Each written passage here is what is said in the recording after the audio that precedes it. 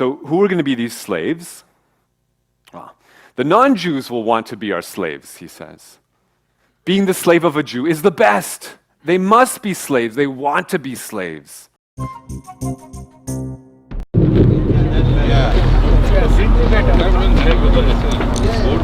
This is the fight across the world.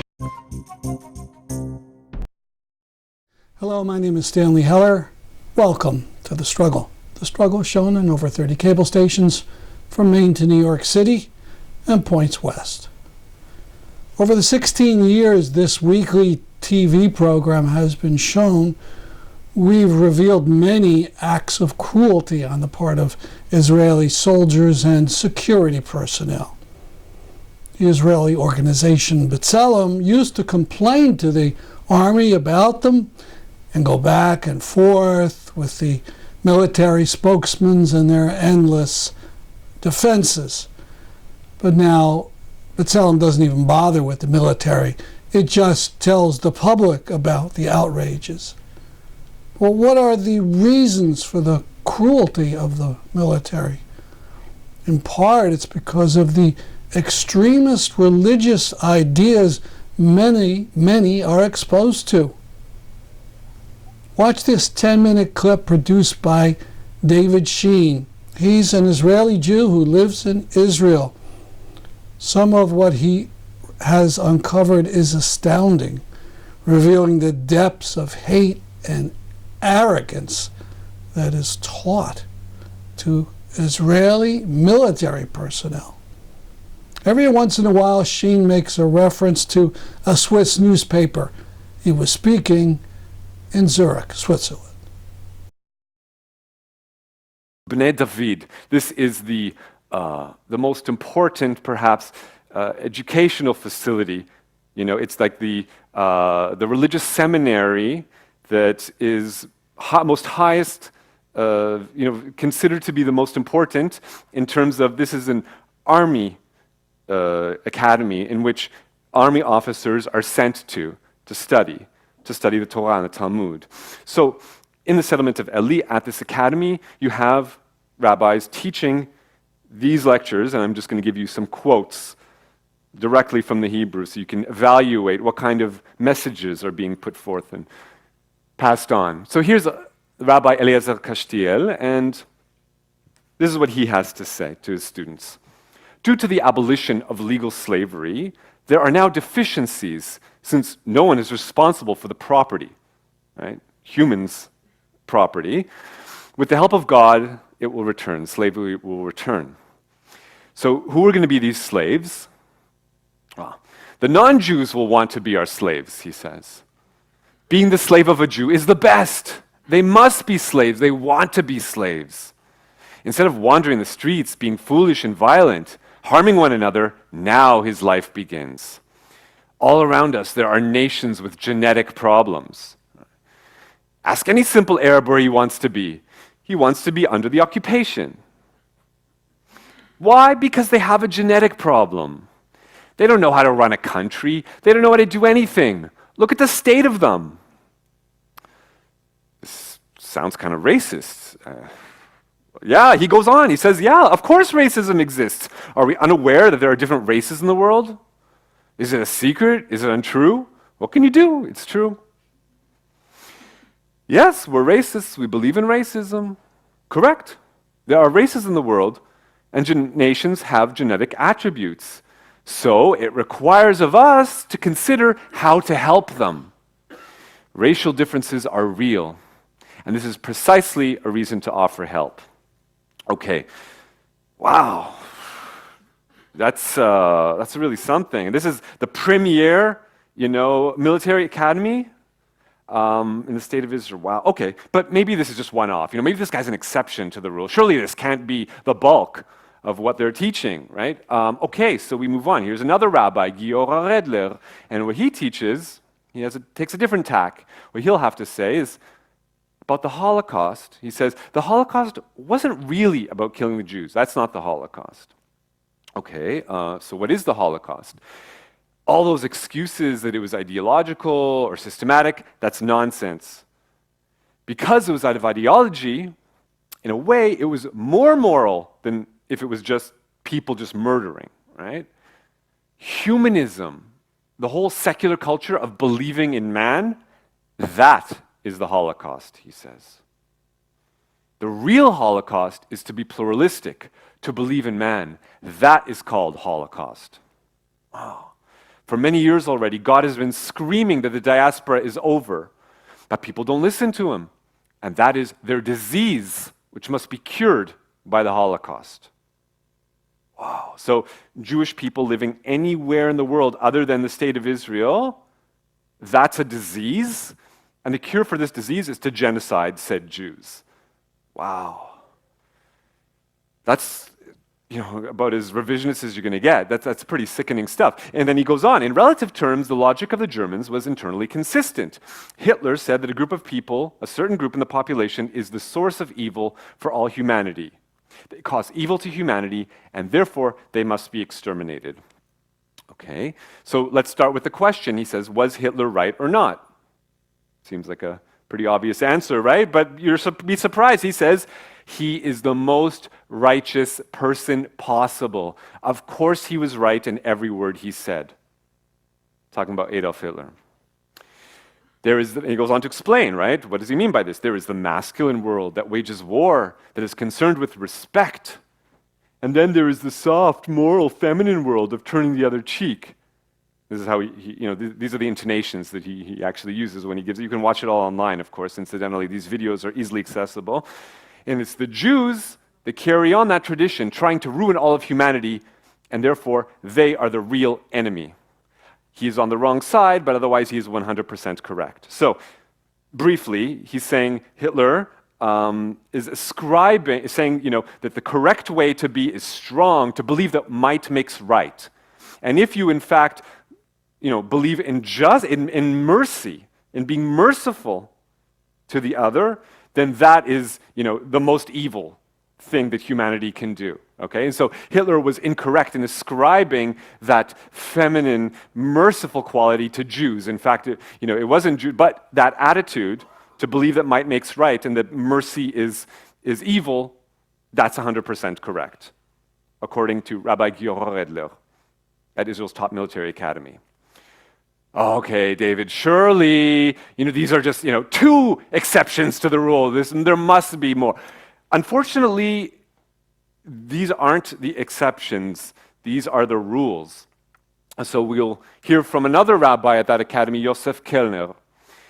And he has a lecture on another topic. He says that to not follow the Torah and commandments is lack of morality and national treason. So if you're a Jewish person and you don't follow all the minutiae of rules and regulations written in the Talmud, then you are a traitor to the Jewish people. In fact, it's called genociding a people, he says. That's genocide, to be a secular Jew. You are not a national criminal, you are an international criminal. It's called crime against humanity. So now, can a nation protect itself from the traitors within? According to most, traitors are sentenced to a bullet in the head, everywhere. For those who betray them, every sanction is legitimate, up to a bullet in the head. Wow. So, slavery, thumbs up, we need to bring it back. The Holocaust, Hitler was 100% correct, the most moral person possible, and if you're a secular Jew, you are sentenced to death, you deserve to die. If I'm summarizing the ideology of the top military academy in the state of Israel, paid for with my tax money. Now, again, you're going to say, oh, this is some outlier. Surely this academy isn't important. Surely these people are condemned. Come on. This is the headmaster of the academy, Eli Sadan, and here he is a couple years ago receiving the Israel Prize, the highest prize in the country. Okay, receiving it from the education minister at that time. Prime Minister Benjamin Netanyahu is there congratulating him.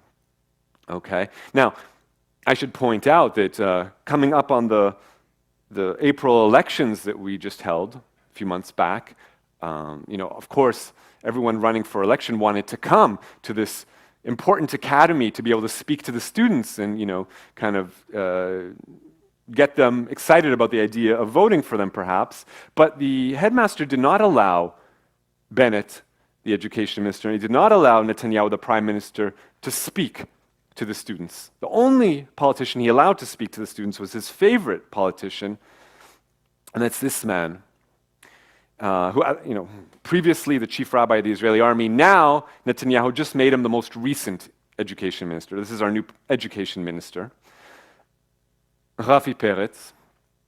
And Rafi Peretz, what does he do now that he's our education minister? Well, if you can imagine this, he gives a prize to who? Who does he give a prize to? This man, Yitzhak Ginsburg. Now, I'm going to be bombarding you with names, and I don't expect you to remember almost any of them, because come on, right? But if you're going to remember one name, maybe just this one, because this is probably the most racist rabbi in the country, and quite sickening. And at that, he, a decade ago, published a book called The King's Torah, or Torah HaMelech. And this book, it's like a theological treatise. It asks the question, under what circumstances may a Jew kill a non-Jew? And he comes to the conclusion that pretty much under any circumstance, he writes there is justification for killing babies if it is clear that they will grow up to harm us. So, this is the man who receives a prize from Israel's education minister, essentially, publishing a Gentile murdering manual. Oh, so what, they didn't report this in the Basler Zeitung? Is this not ridiculous that I have to fly all the way over here and burn up all these fossil fuels to explain this to you, this basic stuff?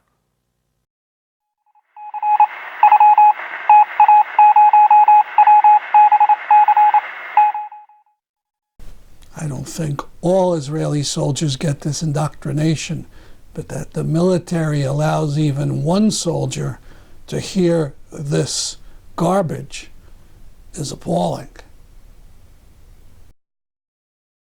Now to Hartford, Connecticut, a rally in solidarity with the Muslims of India, who are being steadily deprived of their rights by the Hindu superiority party that rules the country.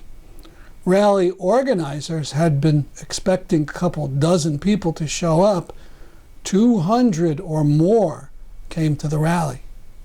अरे किसान की मौतों से, अरे इस मनुवाद से, अरे WhatsApp university से, अरे फेक न्यूज से, अरे हेट न्यूज से, अरे हेट न्यूज से, अरे फेक न्यूज से, अरे भाईचारे के खिलाफ जो लड़ता है, अरे इस भाईचारे के खिलाफ जो लड़ता है, अरे मनुवाद से, अरे जातिवाद से, है हक हमारा, हम लेके रहेंगे, हम लेके रहेंगे।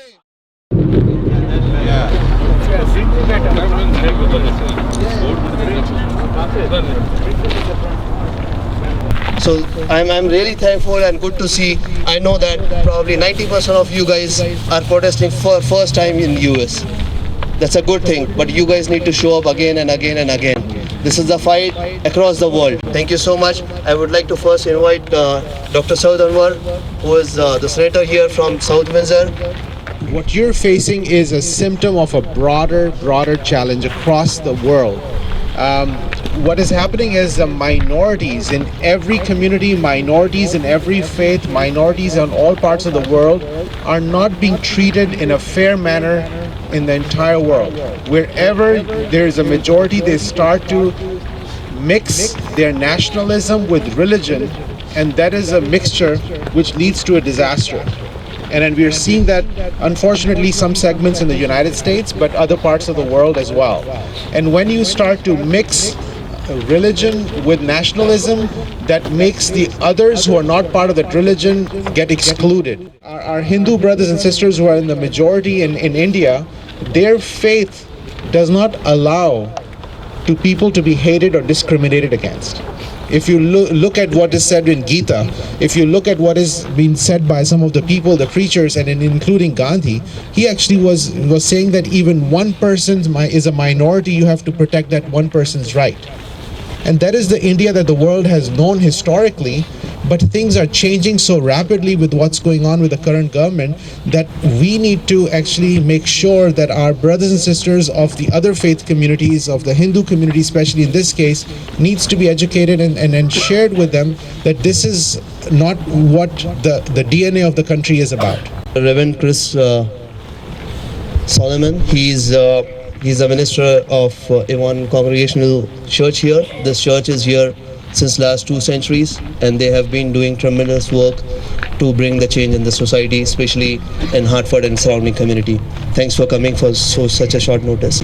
So for some of my friends who may not know the issue, you obviously do, you're here and you're mobilized. I want to let you know that I, Chris Solomini, Reverend of Avon Congregational Church, stand in solidarity with you. Because when any one is oppressed, we are all oppressed, and we are all made less.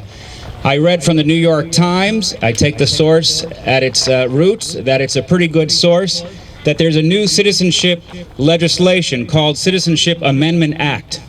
It expedites Indian citizenship for migrants from some of India's neighboring countries if they are Hindu, Christian, Buddhist, Sikh, Parsi, or Jain. Only one major religion in South Asia was left off, and we know that it's Islam. In New Delhi, Prime Minister Narendra Modi's government has rounded up thousands of Muslims in Kashmir, revoked the area's autonomy, and enforced a citizenship test in northeastern India that has left 2 million people potentially stateless, many of them Muslim. I'm going to read it again. 2 million people potentially without a nation that they were born into.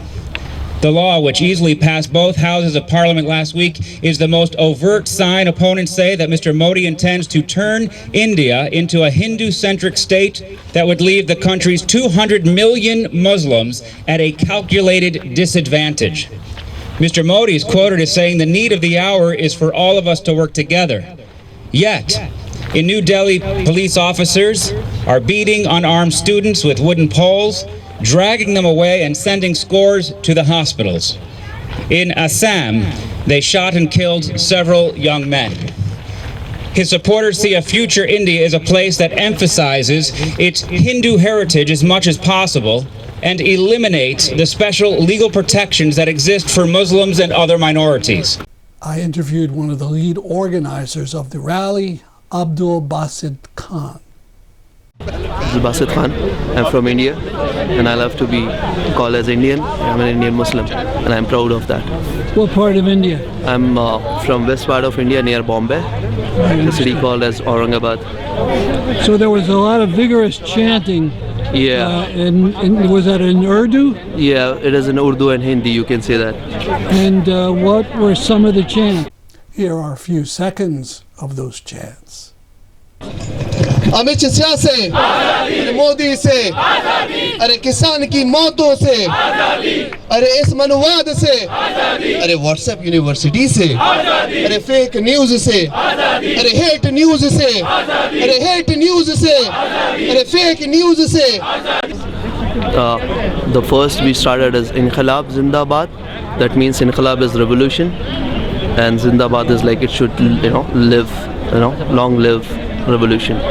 So this is for us the big fight and big revolution. I don't know, just we're doing the protest. I don't know if it is a fight or not, how will it impact, but we just wanted to raise our voice. We have some concerns for our own country, our own land, where we belong. That is our identity, and that's what we were standing for.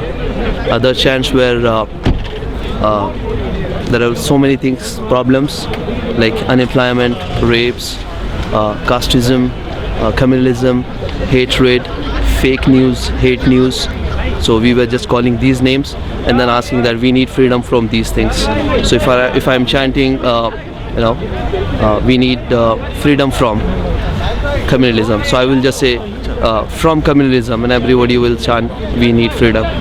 From unemployment, we need freedom. From rapes, we need freedom. So those were the problems we were saying, and then everybody was chanting, "We need freedom." So Thank this you very is the much. theme of entire India's protest. This chant, and I just wanted to say one thing which is very close to my heart, or the thing that drove me to do this is my sisters who are fighting in India, protesting day and night. They are the front lead. They are the girls, and they taught me how to fight this, or they taught me how to initiate this, or how to do this. So I really respect them, and thanks to those girls, especially girls from Jamia. You are my inspiration. Thank you very much. Thank you. Mazin Qumsiyeh is coming to Connecticut in mid-January. The renowned activist and author of Popular Resistance in Palestine is the director of the Palestine Museum of Natural History in Bethlehem. He'll be delivering the Shafer Lecture for Promoting Enduring Peace on Saturday, the 18th of January. See the sites of PEP and MEC for further information. Here's a bit of his talk in Connecticut, his last appearance in 2018 at the Palestinian Museum, U.S. You can see kind of what we do with the children, how we interact with them. For example, kindergarten kids there, we have them dress as butterflies to understand what a butterfly feels, what a butterfly needs, and how to protect a butterfly. This is the idea, is by doing, by action, by drawing butterflies, trying to imitate the butterflies that they see in the box there. We take them to the field. And, Muhammad Najaja here is basically coaching them and playing with them. And they're having a lot of fun. And they enjoy these field trips more than anything else, because Palestine as a nature, as a country, is still the best museum in the world.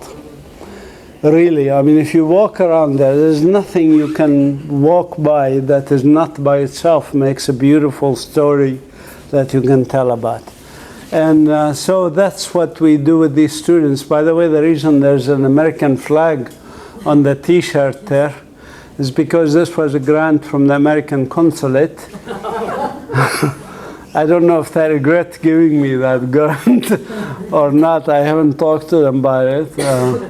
But the grant was for environmental education. And I told them I'm going to take people to the land, teach them to love the land and protect the land and all of this stuff. But, and as you see, the slogan was respect for the environment is respect for ourselves.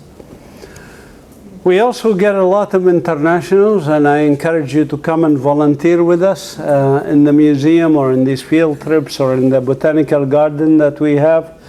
And a lot of what we do is related to humans. As I said in the beginning, it's the human factor that's most critical.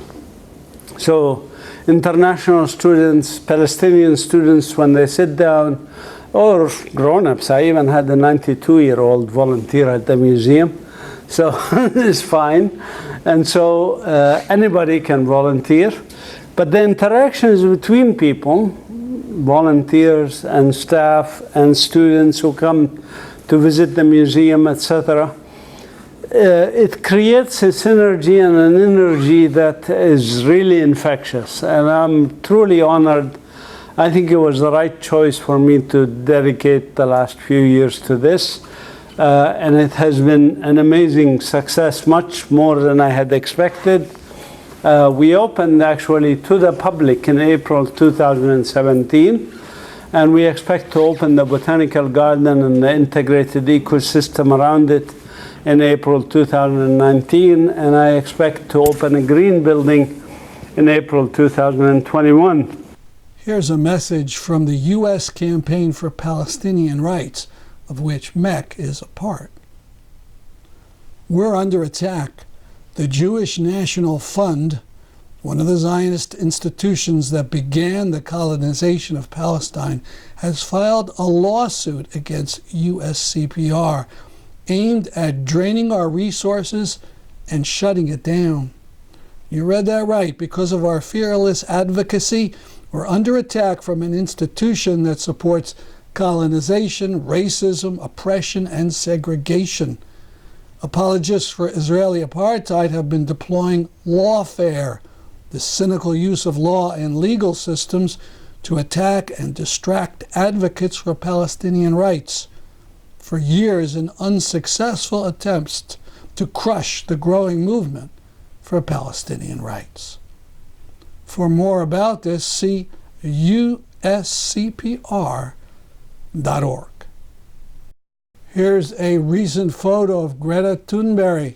She's back in school in Sweden and doing what she started, the Friday climate strike.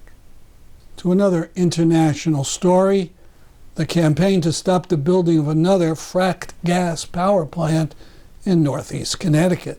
Hi, my name is Cheryl Capellner-Champ. I live in Pomfret, Connecticut, have lived out this way for decades upon decades. This is the first time I've been aware of a plant being built out here. I know there is one not too far from where this new proposed plant is being planned for, and I wasn't aware of that, otherwise I would have objected to it. But when I found out about this new plant, this mega plant that is planned to be fed with frack gas, I was aghast by it, and I'm happy to work with people to make them more aware of the facts to this case.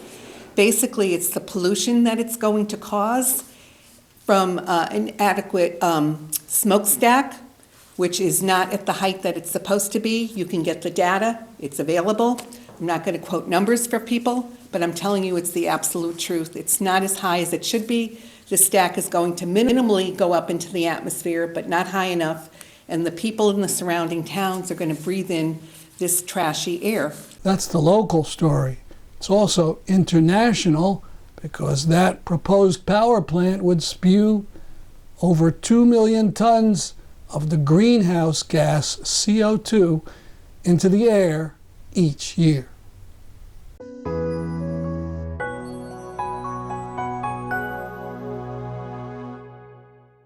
That's our program for today. See us next week at this time. I'm Stanley Heller for The Struggle.